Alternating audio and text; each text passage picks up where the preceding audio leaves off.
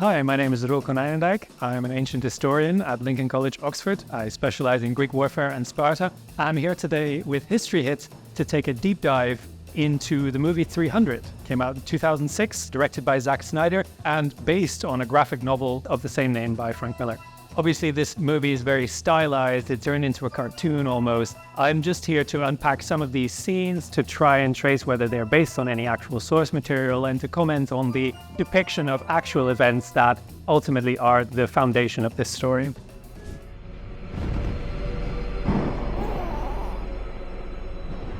When the boy was born, like old Spartans, he was inspected.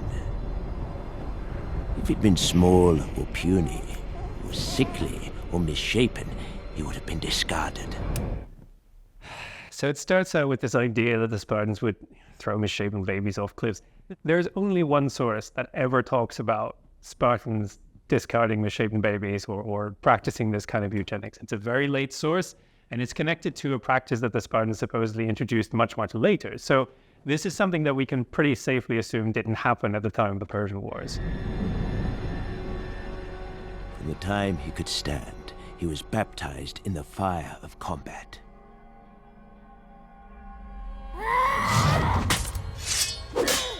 No, they don't train to fight. First of all, the evidence for Spartans training with weapons is zero. There's nothing. In fact, it's specifically denied. Classical sources say the Spartans don't train with weapons. The only Spartan combat training we know about is unarmed, which is meant to spur them into a competitive spirit. They just have to be fit because they're leisure class citizens. Their purpose is to serve their community in council and war, so they have to be fit, they have to be ready. At age 7, as is customary in Sparta, the boy was taken from his mother and plunged into a world of violence. Yeah, until later that day. I mean, they don't get taken from their homes. They just go and hang out during the day with gangs of other boys their age. But then in the evening, they just go home. They eat and sleep at home, as far as we can tell. And so the boy, given up for dead, returns to his people, to sacred Sparta, a king! Our king, Leonidas! Ho, ho, ho! Now, as then, a beast approaches. It was King Leonidas himself who provoked it.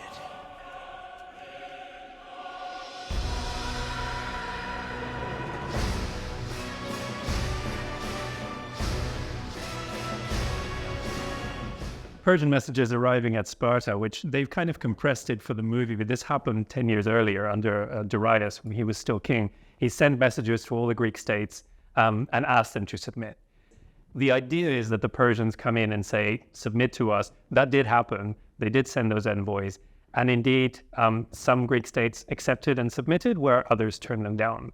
Before you speak, Persian, know that in Sparta, everyone, even a king's messenger, is held accountable for the words of his voice. All the god King Xerxes requires is this, a simple offering of earth and water, a token of Sparta's submission to the will of Xerxes. Submission. Now that's a bit of a problem. See, rumor has it, the Athenians have already turned you down. This is true.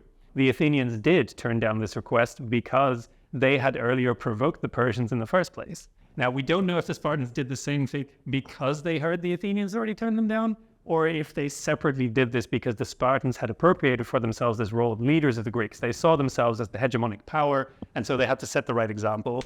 And if those philosophers and boy lovers... It's such a weird line because, I mean, everybody knows, if you're talking about boy lovers in the ancient world, it's the Dorians. The Spartans are a Dorian people. They have very strong institutionalized pederasty. It's a huge part of Spartan society. So to accuse the Athenians of having a particular penchant for boy loving is very strange. It's very backwards. And of course, Spartans have their reputation to consider. Choose your next words carefully, Leonidas. They may be your last as king.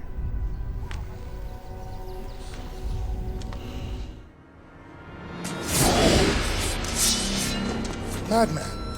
You're a madman. Earth and water. But you'll find plenty of both down there. No man, Persian or Greek, no man threatens a messenger. You bring the crowns and heads of conquered kings to my city steps. You insult my queen. You threaten my people with slavery and death. Oh, I've chosen my words carefully, Persian. Perhaps you should have done the same.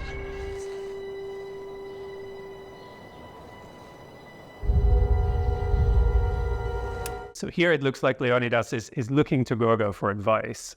He wants her confirmation for his decision. It's kind of based on the fact that Gorgo has an unusually large role in the narrative in Herodotus. A lot of ancient people clearly looked up to Gorgo as the kind of pinnacle of the Spartan woman. She was smart, she was vocal, she was brave, she expressed something about what it meant to be a Spartan woman that made a lot of later traditions increase her role and put her in the picture. This is blasphemy. This is madness. Madness. This is Sparta! Leonidas was not involved, but they did actually do this. And this is a very weird moment in Spartan history. Persian messengers come, and both the Athenians and the Spartans actually kill them. So they don't just refuse their offer, they don't just reject Darius's request, but they kill the messengers.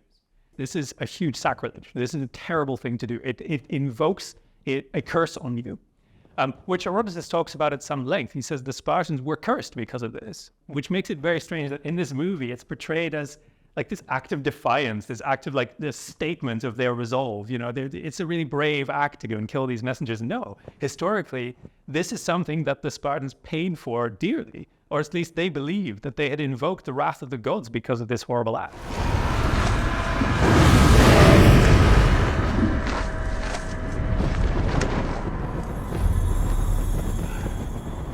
Welcome, Leonidas. We have been expecting you.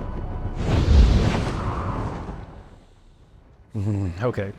So here's that scene where Leonidas has to go and talk to the Ephors. Why are the Ephors presented here as priests? None of this makes any sense. The Ephors were a council of citizens. They were elected each year for 1-year term. So they're just 5 guys who basically act as an executive council. This was a very important counterweight to the power of the kings in the Spartan system. So this is a very civic institution, right? These are not priests. In fact, the king at Sparta is a priest. He's a priest of Zeus. He has certain religious functions. The Ephors are not. So this is a bizarre reversal, again, of the order of things. Festival. Sparta wages no war at the time of the Carneia. Sparta will burn! Her men will die at arms, and her women and children will be slaves or worse. We must consult the oracle. Trust the gods, Leonidas. Why is there an oracle at Sparta? That is the law. There's no oracle at Sparta, but it's based on the idea of the oracle at Delphi, which Sparta did often defer to with its political decisions. So they did often send envoys to Delphi, which is outside the Peloponnese, several days away, to ask the oracle of Apollo for advice. Sparta will fall. All Greece will fall.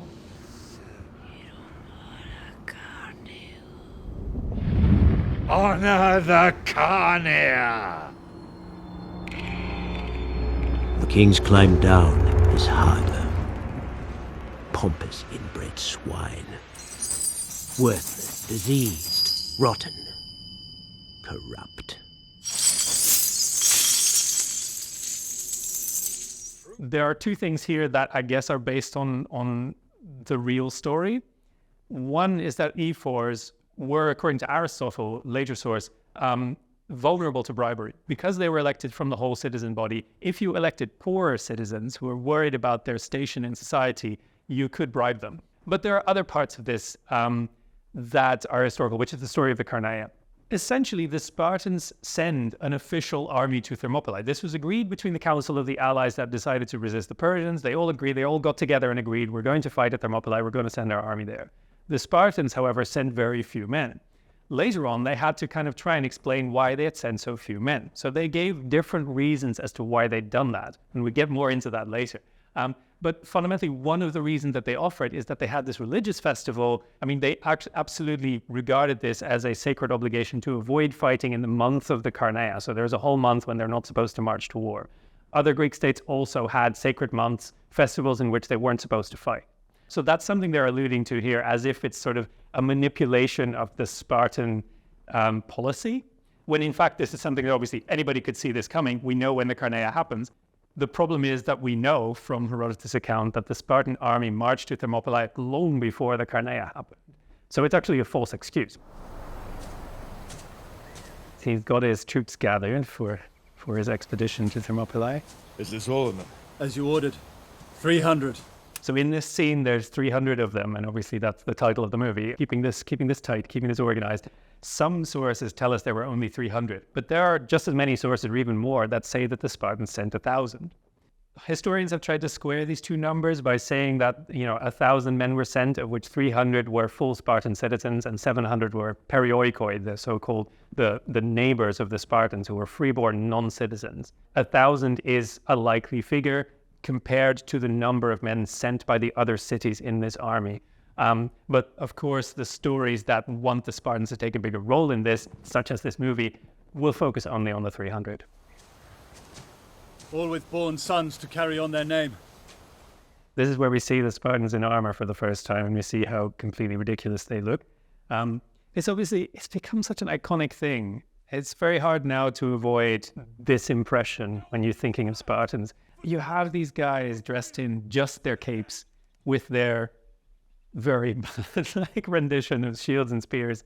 The Spartans would have worn armor in battle. They're supposed to wear tunics and armor over their tunics, and they're supposed to have helmets and greaves. Their shields are supposed to be made of wood with a bronze covering, a very thin bronze layer over it. They're supposed to have spears and swords. This is a sort of cartoony version that occurs in the graphic novel, which they sort of copied over into the movie. And obviously it looks very cool because you can see all their abs, and it builds on this idea the way the Greeks also depicted heroic fighters as naked men on vases and things like that. My good king, the oracle has spoken. The Ephors have spoken. There must be no march. It is the law, my lord. The Spartan army must not go to war. Nor shall it. I've issued no such orders. I'm here, just taking a stroll, stretching my legs. These, 300 men are my personal bodyguard. This is obviously a nonsense. The council here is supposed to represent the Council of Elders, which is another Spartan institution, the Gerousia. It's very strange that in this version of the council, there are actually some young men here, because the requirement for membership of the council is that you were over 60. Now, the idea that they're objecting to Leonidas marching out is very strange. They ordered him to go, right? This army is an official Spartan army that is sent on official Spartan business. They have to lead the allied army to Thermopylae as agreed among the Council of the Allies. And the idea that he has to come up with an excuse as to why he's just going for a stroll, as he says, that's just completely made up. Move out! Move out! So there are two different traditions about what happened at Thermopylae. Fundamentally, he's already sort of slightly critical, slightly hesitant about this tradition, but the Spartans really like to tell this story. They received an oracle that said, we have to lose one of our kings, or we all die. And so we're going to send a guy north with just a token force who is then going to die, and that's going to save all of us. That is the story they told later as to why they sent so few men. Now, it really fits into that story that the 300 men that he picked all had sons, because of course this is then a suicide mission. They know they're going to die in advance. They already know when they march out, we're definitely not coming back. But we don't actually know if this is right, because this very much sounds like a just so story, as if the Spartans could see the future. When in fact, the Spartans sent the army they wanted to send. They sent 1,000 men to Thermopylae because they didn't feel committed to sending more. And then later on, they started to try and figure out reasons as to why they'd sent so few. And they had to try and explain this somehow to their allies, that they had given such a small contribution to the big battle that was supposed to happen. When the Spartans told two stories about this, one that Leonidas knew he was going to die, so he only took a few men. to that the Carneia got in the way. This movie adds a third story, which is that within Sparta there was a fifth column preventing the army from going and ordering it not to go, and Leonidas essentially defies that order because he, the great, brave, rational man, obviously isn't interested in any of their excuses and must lead his brave men to victory.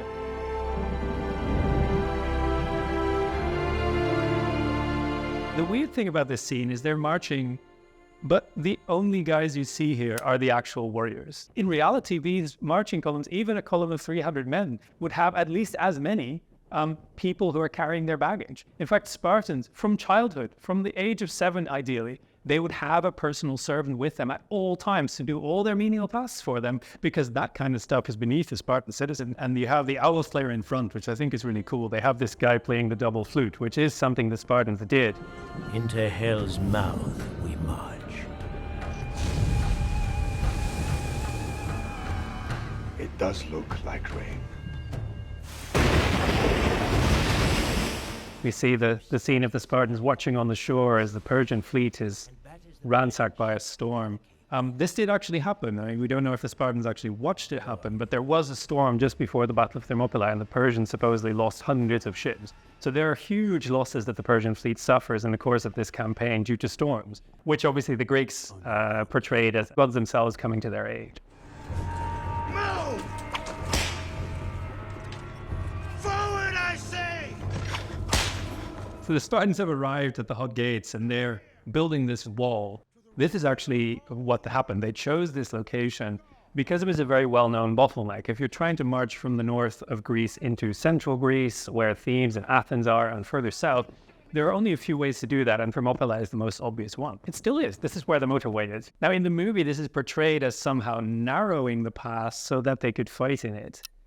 Why would you do that? Why not just build the wall across the whole pass? Which, as far as we can tell, is exactly what they did. They fortified the entire pass, and the actual battle should probably be understood as more of a siege fight than a field battle. Our ancestors built this wall, using ancient stones from the bosom of Greece herself, and with a little Spartan help. Your Persian scouts supplied the mortar. Very bizarre. I don't know what that's based on. I don't think Persians would make very good mortar.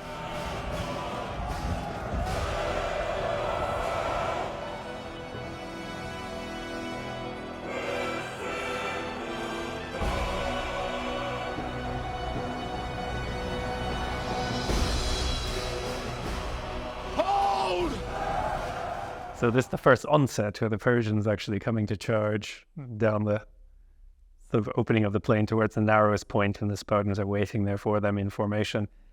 The problem is that when we're looking at the accounts of the Persian wars, this is not attested. The Spartans don't fight like this. In the accounts that we get, they're actually much more passive.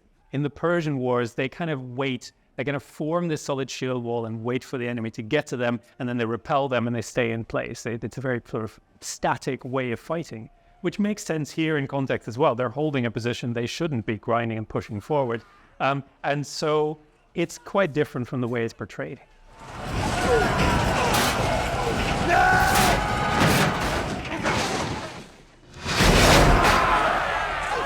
Now, the other thing is that they're portrayed doing this mass pushing maneuver.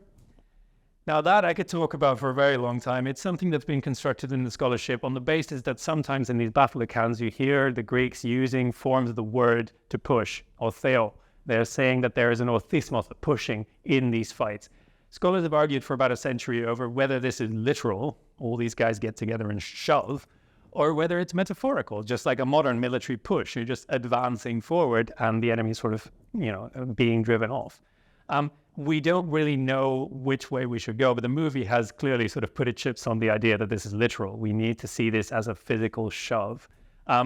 If so, it's very hard to imagine how this would have worked. Today, no Spartan dies. So here you see the Spartans preparing, and then the Persians are throwing their cavalry at them, which is a very important part of the Persian military, is this cavalry, which is the most prominent members of the Persian nobility will fight on horseback. It becomes very important in later battles that the Persians have this huge force of horsemen, which at this time the Greeks don't seem to use very effectively. So they have people who, have horses and train as horsemen, but they don't seem to be able to put them to the field. And so the Persians have a huge advantage here. The Greeks know this, and so they choose their ground. They choose where they want to fight. It's explicitly said that they choose to fight at Thermopylae in part because the Persians would not be able to use their cavalry. And in fact, in the accounts that we get of the Battle of Thermopylae, the cavalry has no appearance whatsoever. They have served the dark will of Persian kings for 500 years. Eyes as dark as night, teeth filed to fangs, soulless.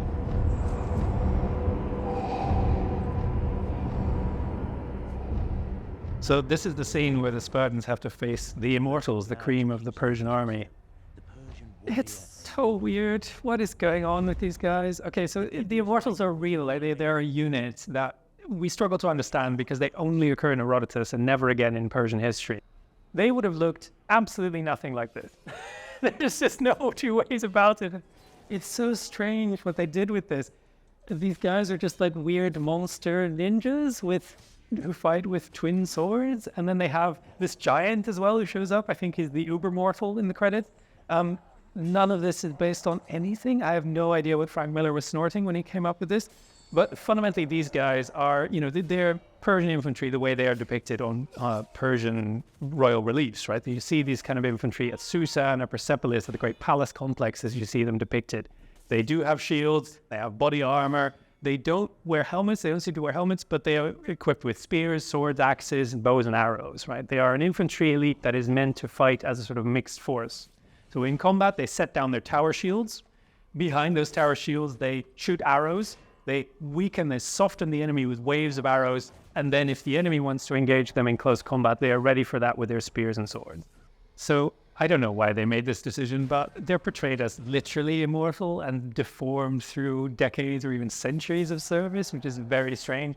The movie even says that they've been serving the Persians for 500 years.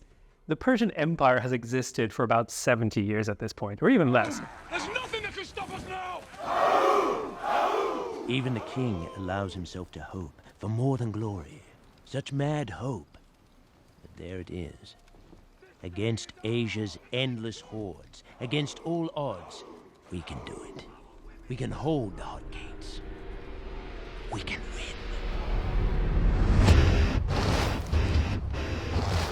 Some scenes here where we see the Spartans fighting the full variety of the Persian army. We're told that when Xerxes encountered the Spartans at Thermopylae, first he sent the Medes, who are the other Iranian peoples that he rules over, who didn't succeed. Then he sent the Immortals, and then he chose pick troops from all the different parts of his army to send at them next, to see if all of these men who are sort of like the cream of each contingent could find a way to break through. So this is supposed to be the scene in which this happens.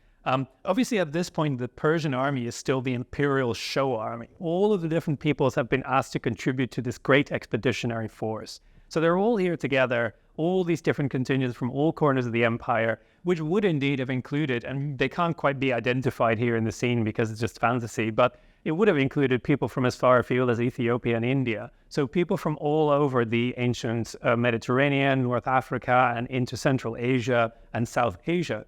So this is kind of what they're trying to show you here. And of course, historically, none of these peoples made any impression on the Spartans either, because their position is just that strong. You can't really break through no matter how often you try to batter yourself into it. But then they do a number of really weird things. Some of them have brought war rhinos, which are not a thing. I hope I don't have to really specify that. War rhinos are another thing. Elephants, war elephants obviously did feature in ancient warfare, but not at this time. We don't know of any Persian army using war elephants until the Battle of Gaugamela in 330.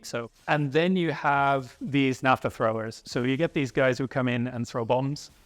This is a medieval weapon. It's Greek fire, right? So the Byzantine armies, Eastern Roman Empire, used this kind of incendiary liquid as a weapon, especially in naval warfare. So they used to spray it at enemy ships to set them on fire. Wildly out of place, but we'll go with it because then we can put some explosions on the screen.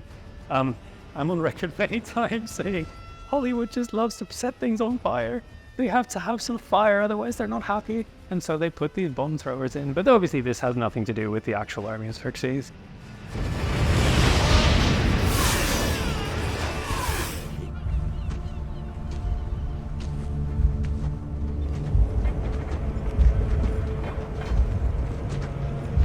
He appears like this on this giant moving sort of throne. So weirdly, of all the things in this movie, this is the only part you can see something recognizably Achaemenid, something recognizably Persian from this period. Is on the throne, these decorations turning sideways from the throne itself are these big bull figures, which look like the bull capitals from the columns at Persepolis.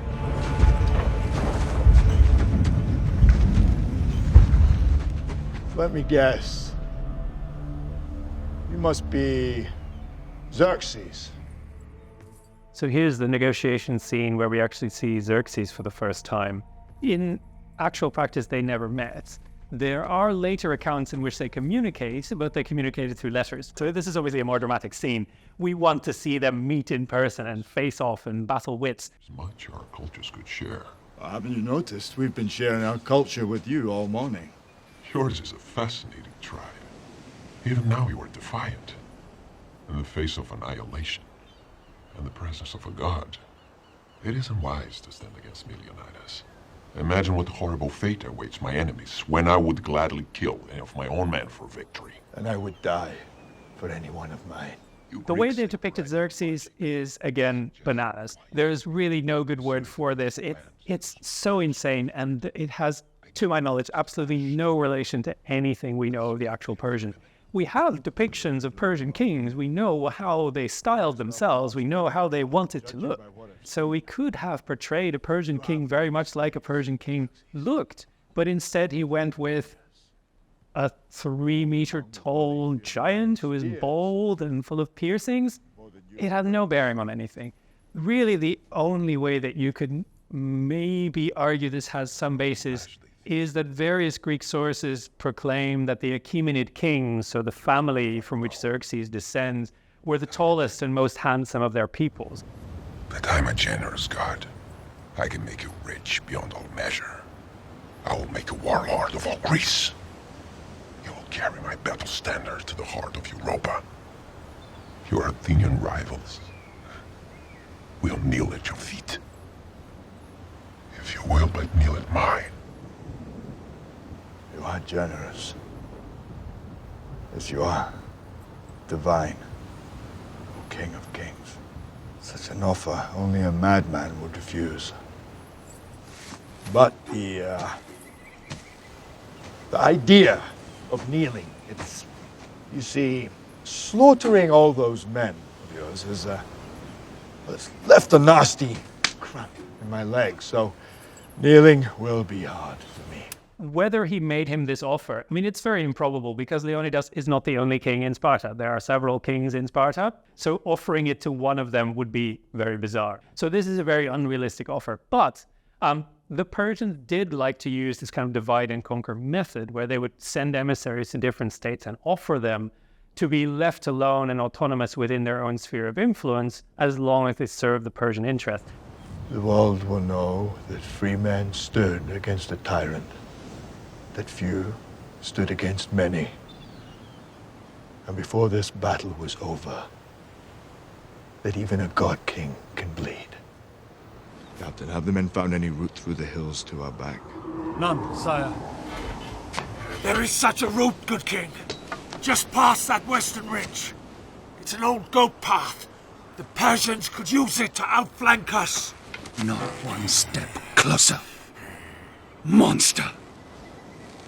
Wise king, I humbly request an audience. I'll skew you where you stand! I gave no such order.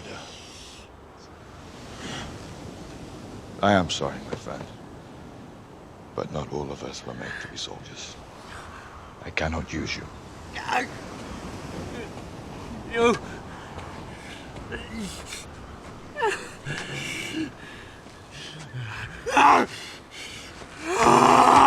Mother! Father! You were wrong! You are wrong! Leonidas! You are wrong!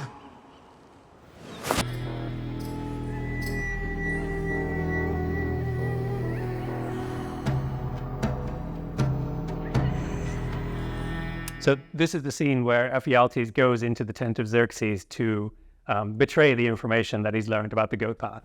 And this is one of those scenes where we can really see how this movie goes to extremes to double down and triple down on the stereotypes that have become part of this story, right? So the idea of Orientalism, the idea of the Eastern other, right? This is racism. This is fundamentally a racist stereotype, but it grows out of the fact that, of course, for the Greeks, it was always the East where you found kingdoms that were a great deal wealthier and more powerful than they were, and therefore were associated with luxury, associated with wealth. Because they have built these powerful kingdoms and empires, they are now corrupted, and they are now slowly becoming something less than the real men who live in the hard world of the Greeks. Embrace me as your king and as your god. Yes! Lead my soldiers to the hidden path that enters behind the cursed Spartans. And your joys will be endless. Yes! I want it all! So because this movie really wants you to believe that the Spartans rejected and killed disabled children, they then can introduce this figure of a disabled child who was saved from this fate and wants to be a Spartan, but is rejected by Leonidas. But also in actual history, Ephialtes was not a Spartan. He was just somebody, according to the story, from the local population. And then later the Spartans actually, after the war, they send someone up to go and kill this guy. But this is the kind of treason that we hear about, is that the local Greek population betrays this path. In the movie, it gets turned into this rejected Spartan, somebody who isn't welcome at Sparta, who then betrayed the path. And this is actually kind of interesting. It kind of shows, it highlights a flaw within this Spartan model. Leonidas is clearly doing a stupid thing to spurn this person, to reject him, and to drive him into the arms of the enemy. And they're very unapologetic about this. This is clearly something that Leonidas does wrong. But that is a made-up part of the story, the way that this movie chooses to tell it. In reality, actually, it's unlikely that the Persians even needed someone from Trachis to go and betray this path to them. Everybody knew it, and throughout history, everybody eventually figures this out. Delios, let's take a walk. Yes, my lord. But sire, I am fit. I'm ready for battle. That you are, one of the finest. But you have another talent, unlike any other Spartan. You will deliver my final orders to the council with force and verve. Tell them my story. Make every Greek know what happened here. So this is the scene where Dilios, actually Aristodemus, he's a historical character. He's named Delios here, which is a modern Greek name, but I won't get into that. But he leaves. He has an eye infection, according to Herodotus, and he goes home. And so we kind of have to ask ourselves, why would they choose to stay behind? There's no reason why they need to die at this particular time. They could simply fight another battle in which they might be just as death-seeking or just as effective as the movie has already shown. The only thing we're told is it's the law. This also ties into a much broader Greek ideal, something that isn't just unique to the Spartans, but is very clearly, very heavily entrenched there, but also present among the Athenians and elsewhere, that a death in battle is a beautiful death. That a death in battle for the sake of your community is ultimately one of the best ways that a citizen can die. The purpose of this kind of ideal and the purpose of this law, obviously, is the same as the law that says you're not allowed to run away. It's to prevent you running away. Modern accounts have very often tried to rationalize this. They've loved to say, oh, there must be some real strategic reason for this. There must be a way to make military sense. There is absolutely no way in which this last stand at the pass is helping the Greek effort at all. It's in fact hurting the Greek effort because it's throwing away the lives of 300 Spartans and many hundreds of other Greeks besides. But this is the decision that was made, and this is the decision that has lived down in history as somehow a good decision. I question this, but the movie clearly portrays this as something that is the right thing to do, even though it struggles to explain why.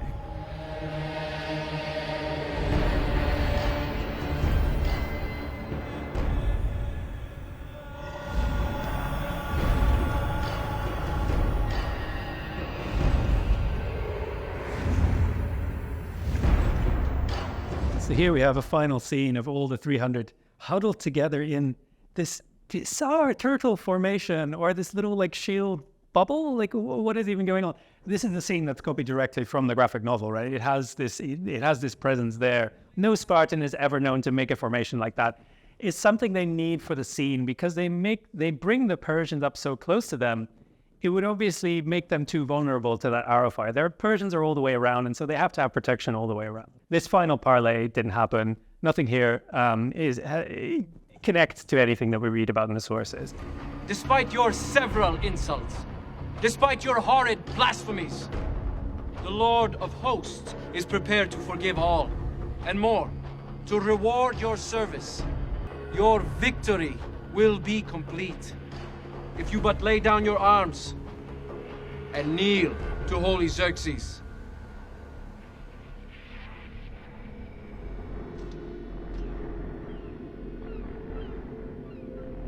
His helmet is stifling.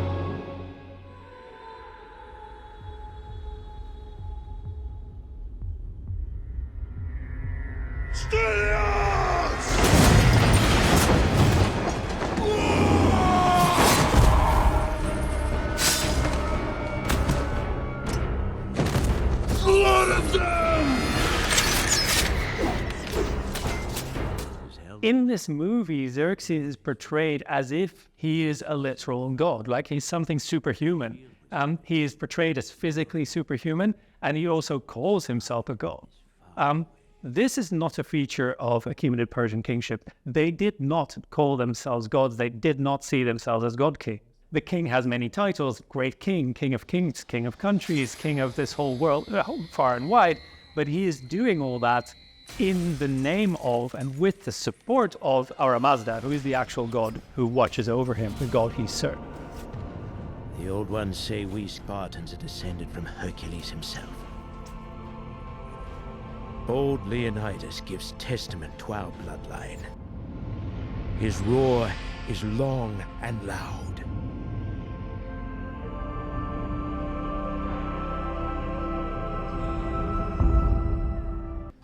According to the story, when the Spartans knew they were going to die because they were finally surrounded, they actually moved out of the pass, forward into the open ground to try and engage the Persians head-on. So they fought in the open, supposedly. They marched forward, marched out of their fortified position and fought them in the open, at which point Leonidas died. The Spartans picked up his body, retreated to a small hill, and that is where they were finally shot down. So in the movie, obviously, they turned it into something totally different in order to have Leonidas be the last to survive.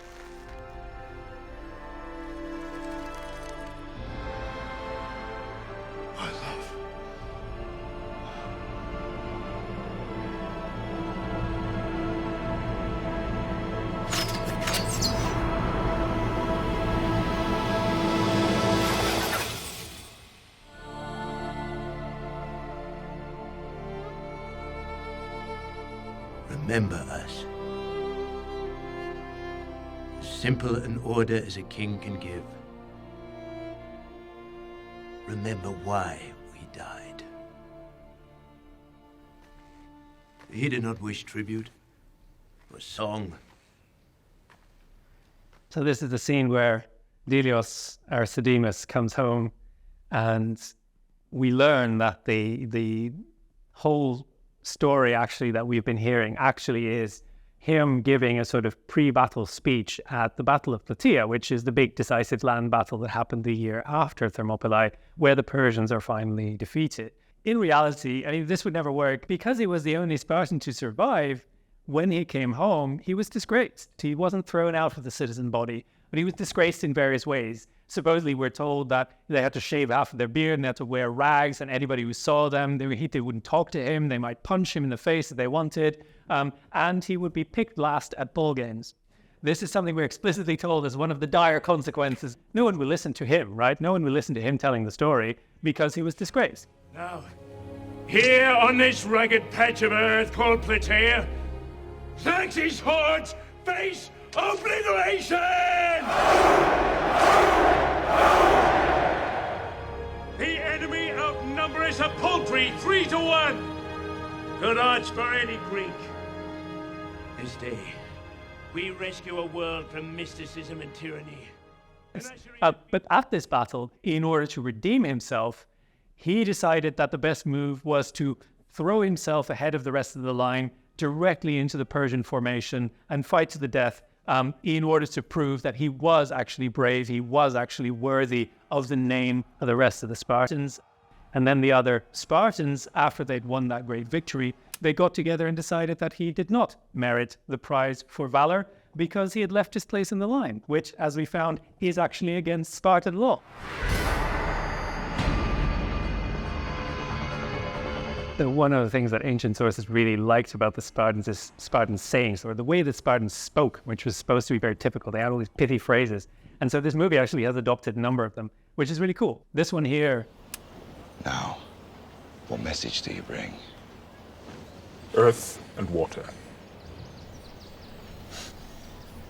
You rode all the way from Persia for earth and water.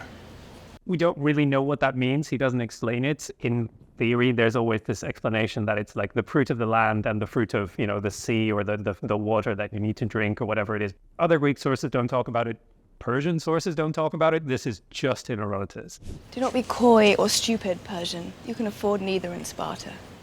What makes this woman think she can speak among men? Because only Spartan women give birth to real men. Credited to Gorgo herself, although in that scene she's speaking to another woman, I think an Athenian or a Corinthian woman, somebody from outside of Sparta. Spartan women have or are credited with greater influence in Spartan society and politics than women in other Greek states, partly because they take this very personal role in educating Spartan men.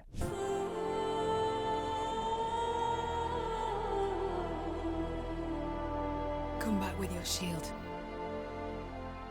Or on it. Yes, my lady. A Spartan must either conquer in battle and so come home with his shield, or be killed in battle and therefore come home carried on his shield, but he must not, and that's the implied but not spoken third option, throw away his shield in order to get away to safety. The weird thing about this quote is that Spartans from this period onwards and throughout their history are not brought home when they die in battle. They are buried on or near the battlefield. That is something the Spartans uniquely do when people like the Athenians do bring their dead home. So the anecdote either is completely made up and doesn't have any bearing on anything, or, and this is a really interesting possibility, it's actually so old, as in this is a relic of a time before the Spartans started burying their dead on the battlefield. Would you bring only this handful of soldiers against Xerxes? I see I was wrong to expect Sparta's commitment to at least match our own. Doesn't it? You, there. What is your profession? I'm a potter, sir. And you, Arcadian. What is your profession? Sculptor, sir. You? Blacksmith.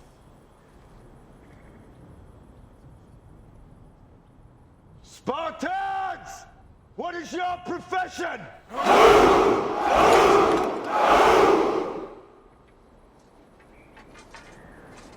You see, old friend, I brought more soldiers than you did.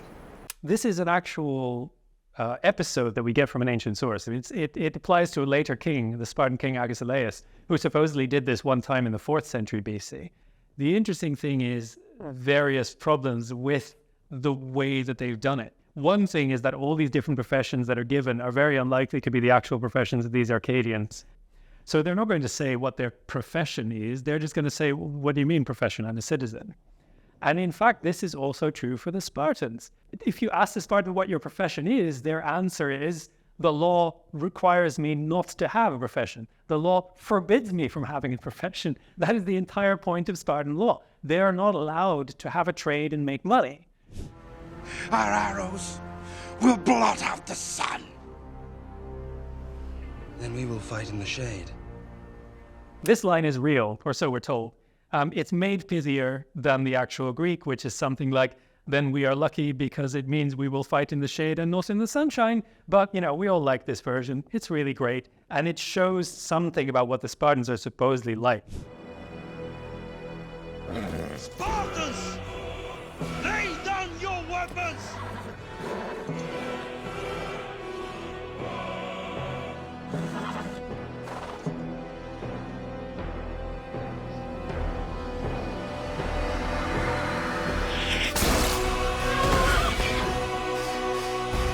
Persian! Come and get them! This is a scene that we get from a much later source. So Diodorus is the first to report this, and Plutarch is the first to give the line. So we're talking about sources from between 400 and 500 years after it supposedly happened. And they mention it as an exchange of letters. Xerxes sends a letter to Leonidas saying, surrender your weapons. And Leonidas says, you know, come and get them. And then, of course, the Persians came and took their weapons. We must never forget that this cry of defiance led ultimately to a Spartan defeat, which was in fact one of the most serious defeats ever suffered by Greeks against Persians. So it was a very serious mistake to dare the Persians into this, because they very much proved to be up to the task. He did not wish tribute, or song, no monuments, no poems of war and valor. His wish was simple. Go tell the Spartans, passerby, that here, by Spartan law, we lie. Yeah, ironically, he says in his speech, we don't want poems, we don't want monuments. And then he quotes a line from a poem that was inscribed on a monument for the Spartans at Thermopylae. This is actually the earliest, what we're told, it's the earliest form of commemoration for this battle. After the defeat, the Spartans commissioned a poet called Simonides to compose an epigram that they could deposit, they could place on a monument on the site. It's obviously a sort of core expression of what the Spartans thought they were doing in that moment when they decided to fight to the death. I hope you enjoyed my exhaustive deep dive into 300. If you want more ancient content like this, please like and subscribe History Hit, and you'll find more videos if you search for this channel.